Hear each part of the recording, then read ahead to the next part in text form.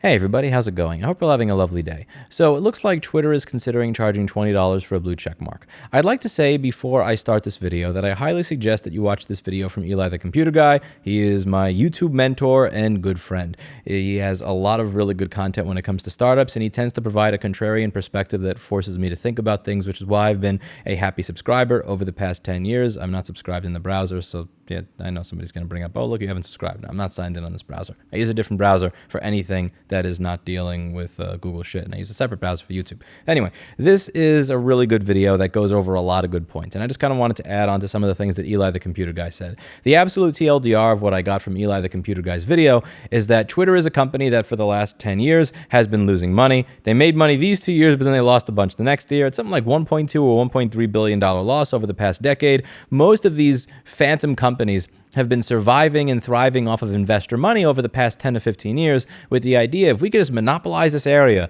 then later on, after we've lost a bunch of money, we'll figure out how to profit on it. And that has been a losing model. Many of these companies have not figured out how to become massively profitable. They are still losing money year after year after year, and the models are not sustainable. And then we have an entire generation of people that grew up on an internet that is not economically viable because these companies that people are expecting and feel entitled to get services from for free don't make any money. So the idea that if you are a journalist or somebody like that that uses Twitter as part of your career to find information, to ask people questions that you otherwise may not be able to ask questions to, or you would actually have to go out, spend money traveling, spend money on, just general costs of work to be able to interact with. Now you could just do that on Twitter. That this shouldn't really be the biggest end of the world for you, and that many news articles that you'll see will actually include tweets embedded in the article. How many times have you read an article with a tweet embedded in the article from somebody? And these are the journalists that are saying that this is not worth it. So Eli, the Computer Guy's point is that this seems to speak more to the fact that journalism is just something that there's no funding for anymore. And the fact that people are talking like $20 is real money is quite sad. And I do agree with him on many of these points. I agree with him that $20 is not a lot of money if you are somebody who's doing this type of stuff professionally. I also agree that most of these companies are funded off of investor money and that they don't actually make money, and that is a bubble that does have to pop.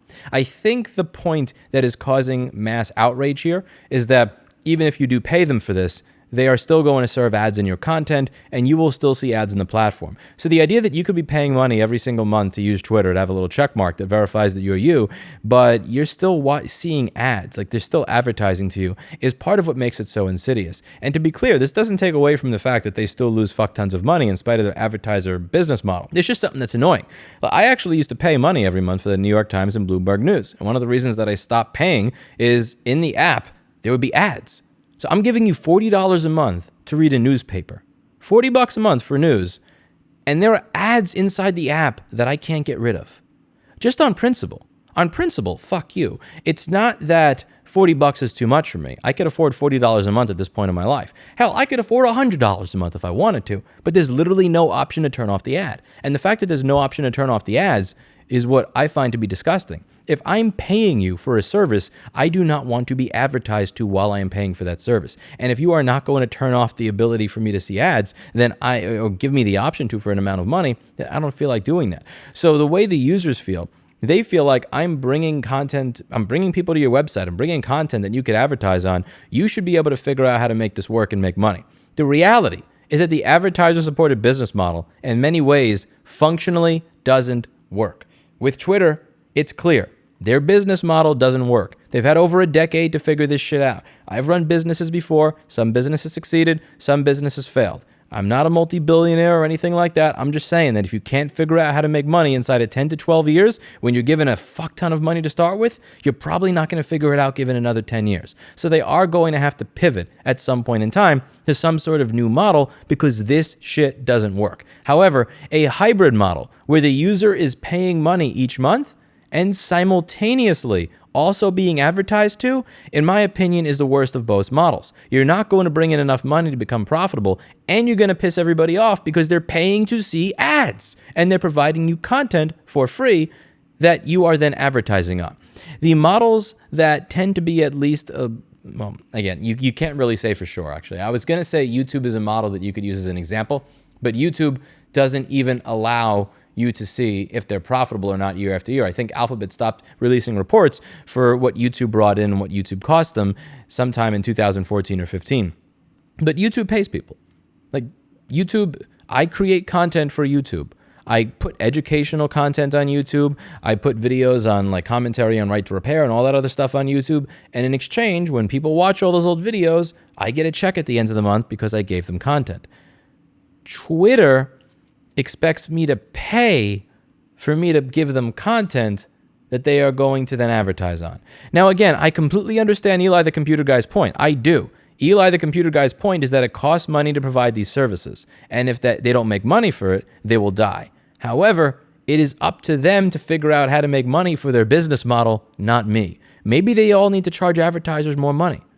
Like, why is it that my eyeballs are worth $50 or $70 on television and they're worth $1 on YouTube or Twitter? That doesn't make any sense to me. Maybe they need to lay off people that are not really providing value to the company. I don't know what it is.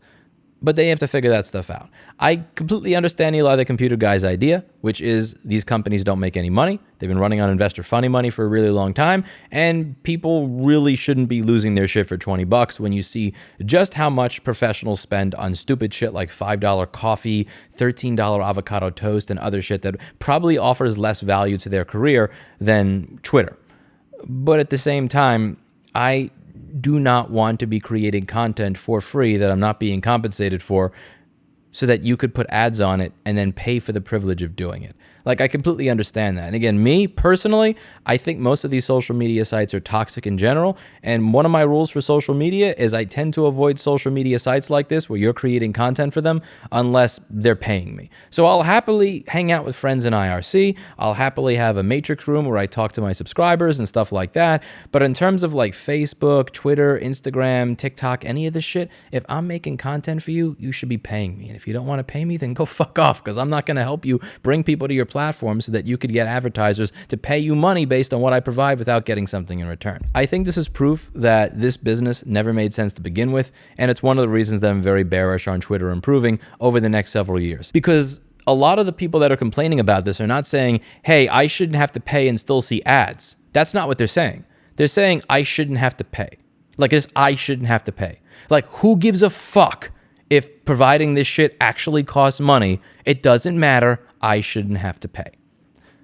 And yeah, best of luck with that. As I commented on Eli the Computer Guy's video, I look forward to this bubble popping. I said the fact that there's so much pushback against the most basic attempts to charge people demonstrates this was a ridiculously unsustainable bubble all along that I look forward to seeing burst. And when it does burst, maybe these platforms will go away. You never know. Maybe people will go outside and touch grass again. Maybe they'll be nice to each other. I don't know. You never know. Maybe people actually go back to just being nice and talking in person. Have you ever sat down at a bar and talked to the person next to you and observed how that conversation goes, even when you disagree with one another, versus how that conversation goes on Twitter?